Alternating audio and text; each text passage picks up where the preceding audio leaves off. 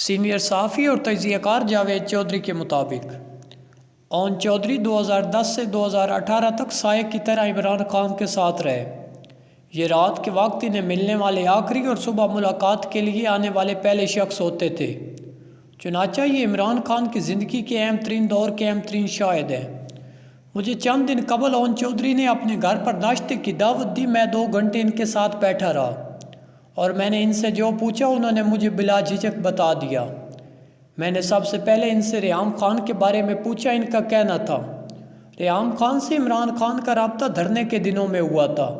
یہ انٹرویوز کے لیے کنٹینر پر آتی تھی اور یہ رابطہ آہستہ آہستہ اس تعلق میں تبدیل ہو گیا جس کا اختتام شادی کی شکل میں ہوا۔ میں نے پوچھا کیا یہ نکاح 10 محرم کو ہوا تھا؟ یہ بولے کہ یہ خبر غلط ہے۔ ریحام سے عمران خان کا نکاح 5 محرم کو ہوا تھا اور ہم نے یہ خفیہ رکھا تھا۔ ریحام خان نے نکاح پر کسی قسم کی کوئی شرط نہیں رکھی تھی۔ حق مہر بھی شرعی تھا۔ میں نے پوچھا نکاح کے بعد کیا ہوا؟ یہ بولے 16 دسمبر 2014 کو APS پشاور کا واقعہ پیش آیا، ہمارا دھرنا ختم ہو گیا اور 8 جنوری 2015 کو ہم نے ریحام خان سے شادی ڈکلیئر کر دی۔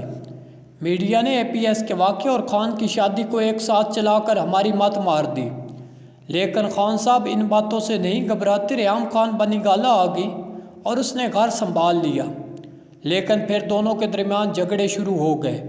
عمران خان آزاد انسان ہے، یہ پابندیاں برداشت نہیں کرتے، جبکہ ریحام خان انہیں کنٹرول کرنا چاہتی تھی۔ چنانچہ ٹکراؤ شروع ہو گیا۔ ہم اکتوبر 2015 میں گھوٹکی میں نادر لغاری کے گھر ٹھہرے ہوئے تھے۔ عمران خان نے وہ رات لان میں ٹہلتے ہوئے گزاری۔ میرا خیال ہے اس رات انہوں نے طلاق کا فیصلہ کر لیا تھا۔ یہ اگلے دن اسلام آباد چلے گیا اور میں بلدیاتی الیکشنز کے سلسلے میں لاہور آ گیا۔ مجھے عمران خان کا فون آیا، ریحام لندن کب جا رہی ہے؟ ٹکٹس کا بندوبست میری ذمہ داری تھی۔ میں نے خان کے ساتھ ٹکٹ شیئر کر دیا۔ ریحام خان نے جو ہی 27 اکتوبر کو ٹیک آف کیا، خان صاحب نے اسے طلاق ای میل کر دی اور لندن میں لینڈ ہوتے ہی اسے طلاق مل گئی۔ یہ خبر پھیل گئی تو ہم 31 اکتوبر کے بلدیاتی الیکشنز میں بری طرح ہار گئے۔ پنجاب کی خواتین نے ہمیں ووٹ نہیں دیے۔ میں بہرحال 1 نومبر کو بنی گالہ پہنچ گیا۔ عمران خان طلاق پر بہت زیادہ ڈسٹرب تھے۔ میں نے زندگی میں انہیں اس سے زیادہ کبھی پریشان نہیں دیکھا۔ ان کے بال بکھرے ہوئے تھے، شیب بڑی ہوئی تھی اور یہ اپنے فیصلے پر پچھتا رہے تھے۔ یہ بار بار کہتے تھے یہ میں نے کیا کیا؟ اس کے 3 بچے ہیں، اب ان کا کیا بنے گا؟ میں نے برا کیا اور ہم انہیں تسلی دیتے رہے، لیکن ان کی پریشانی بڑھتی چلی گئی۔ میں ڈر گیا اور زیادہ تر ان کے ساتھ رہنے لگا۔ میں نے گھر کے نوکروں سے تفتیش کی تو پتہ چلا خان صاحب نے طلاق سے پہلے فون پر کسی خاتون سے بات کی تھی اور یہ طلاق ان سے مشورے کے بعد ہوئی۔ میں نے مزید تفتیش کی تو پتہ چلا خاتون کا نام بشرا بی بی ہے۔ یہ ہماری سوشل میڈیا ورکر مریم وٹو کی بہن ہے اور ایک روحانی شخصیت ہے۔ مریم وٹو دبئی میں رہتی تھی اور یہ اکثر خان صاحب کو فون کرتی رہتی تھی۔ اس نے خان صاحب کو بتایا میری بہن اللہ کے بہت قریب ہے اور اس کا کہنا ہے آپ پر جادو ہوا ہے، آپ فوری طور پر اس کا توڑ کریں۔ عمران خان نے اس سے بہن کا نمبر لیا اور یوں ان کا بشرا بی بی سے رابطہ ہو گیا اور اس کے بعد یہ طلاق ہوگی۔ میں نے پوچھا آپ لوگوں کی بشرا بی بی سے کب ملاقات ہوئی؟ یہ بولے نومبر 2015 میں ریحام خان کی طلاق کے بعد۔ میں اور خان صاحب لول گلبرگ میں کلمہ چوک کے قریب خاور مانکا کے گھر بشرا بی بی سے ملاقات کے لیے گئے۔ بی بی نے ہمیں دیکھتے اعلان کر دیا تم دونوں پر جادو ہے۔ بی بی نے بعد ازاں خان صاحب کے سر اور چہرے پر دونوں ہاتھ پھیرے اور پھونک ماری۔ خان صاحب طلاق کی وجہ سے ڈپریشن میں تھے، ان کو بہت ریلیف ملا۔ بی بی کا کہنا تھا ہمیں دم کرانے کے لیے مزید 2 مرتبہ آنا پڑے گا۔ ہم مزید 2 مرتبہ لاہور گئے اور اس کے بعد مرشد خود بنی گالہ شفٹ ہو گئی۔ میں نے پوچھا کیسے؟ یہ بولے چند دن بعد بنی گالہ کے سٹریٹ نمبر 2 میں بشرا بی بی نے 3 کنال کا گھر کرائے پر لے لیا اور اس میں ایک مرسڈیز گاڑی بھی کھڑی ہو گئی۔ یہ تمام بندوبست احسن جمیل گجر نے کیا تھا۔ اب ہم روزانہ بشرا بی بی کے پاس جانے لگے۔ عمران خان کی ہر شام مرشد کے آستانے پر گزرتی تھی۔ میں نے پوچھا کیا بشرا بی بی نے نواز شریف کے زوال کی پیشگوئی کی تھی؟ یہ بولے جی ہاں۔ بی بی نے یہ دعویٰ کیا تھا نواز شریف اقتدار سے بھی فارغ ہوں گے اور جیل بھی جائیں گے۔ اپریل 2016 میں واقعی پاناما کیس آ گیا۔ شریف فیملی پھنس گئی اور عمران خان کا بشرا بی بی پر انحصار مزید بڑھ گیا۔ میں نے پوچھا بات پھر شادی تک کیسے پہنچی؟ یہ بولے ہم صاحب عمران خان کی شادی کرانا چاہتے تھے، 3-4 بہت اچھے رشتے موجود تھے، ان میں ہما بھی تھی، یہ خان صاحب کے لیے بہت مناسب تھی۔ میں نے خان صاحب کو قائل کرنے کی کوشش کی لیکن یہ نہیں مانے۔ ہم اگلے دن بشرا بی بی کے پاس گئے تو خان نے ان سے کہا اون میری شادی کرانا چاہتا ہے۔ بی بی نے ہنس کر کہا آپ ان کی فکر نہ کریں، ان کی شادی میں خود کراؤں گی۔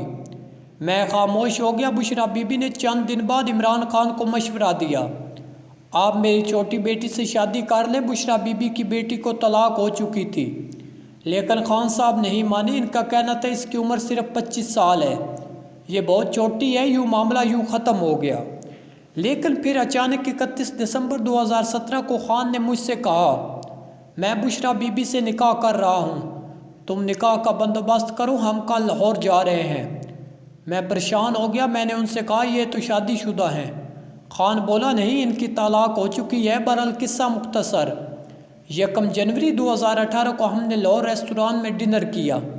میں نے زلفی بخاری کو بلایا، اپنا آفیشیل فون احتیاطاً اسلام آباد میں چھوڑا تاکہ ہماری لوکیشن ٹریس نہ ہو سکے۔ ہم موٹر وے کے ذریعے لاہور روانہ ہو گئے۔ میں گاڑی چلا رہا تھا، خان صاحب ساتھ والی سیٹ پر بیٹھے تھے، زلفی بخاری پیچھے بیٹھے تھے۔ ہم نے معاملے کو انتہائی خفیہ رکھنے کے لیے جہانگیر ترین کا جہاز تک استعمال نہیں کیا۔ میں نے مفتی سعید کو بھی الگ گاڑی میں بھجوایا تھا، یہ ہمیں لاہور میں ملے تھے۔ گارڈز کی گاڑی بھی ہم سے 5 کلومیٹر پیچھے تھی اور اس میں بھی صرف 2 لوگ تھے۔ ہم UDHA لاہور کے جی بلاک کے 4 نمبر گھر پہنچ گئے۔ یہ فرح گوگی اور احسن جمیل گجر کا گھر تھا۔ نکاح کی کارروائی شروع ہوئی تو بی بی نے حق مہر میں بنی گالہ کا گھر مانگ لیا۔ عمران خان راضی ہو گئے لیکن میں ڈٹ گیا۔ فرح گوگی ہمارا پیغام بی بی اور ان کا ہمارے پاس لے کر آتی تھی لیکن میں نہیں مانا۔ خان صاحب بار بار کہہ رہے تھے یار لکھوا دو، کیا فرق پڑتا ہے، لیکن میں نہیں مانا۔ بنی گالہ میں گھر کے علاوہ عمران خان کا 7 کنال کا ایک پلاٹ بھی ہے۔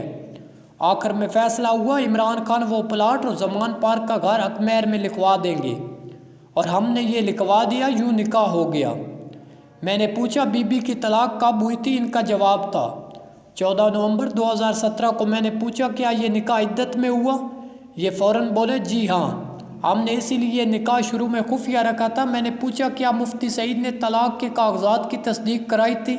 یہ بولے نہیں، ہمیں طلاق کے ڈاکومنٹس کبھی نہیں ملے۔ بی بی کا کہنا تھا مجھے شرعی طلاق ہوئی تھی، چنانچہ ہمارے پاس طلاق کی کوئی دستاویز نہیں ہے۔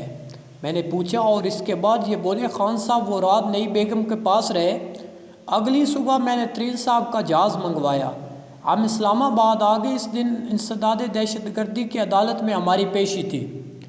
ہم سیدھے عدالت پہنچ گئے۔ میں نے پوچھا نکاح کی خبر عمر چیمہ کو کس نے دی تھی؟ یہ بولے یہ خبر ہمارے لیے حیران کن تھی، میرا خیال ہے یہ خبر احسن جمیل گجر نے لیک کی تھی۔ یہ لوگ چاہتے تھے عمران خان کا مائنڈ بدلنے سے پہلے یہ خبر عام ہو جائے تاکہ کام پکا ہو جائے۔ میں نے پوچھا آپ لوگوں نے خبر نکلنے کے بعد نکاح سے انکار کیوں کیا تھا؟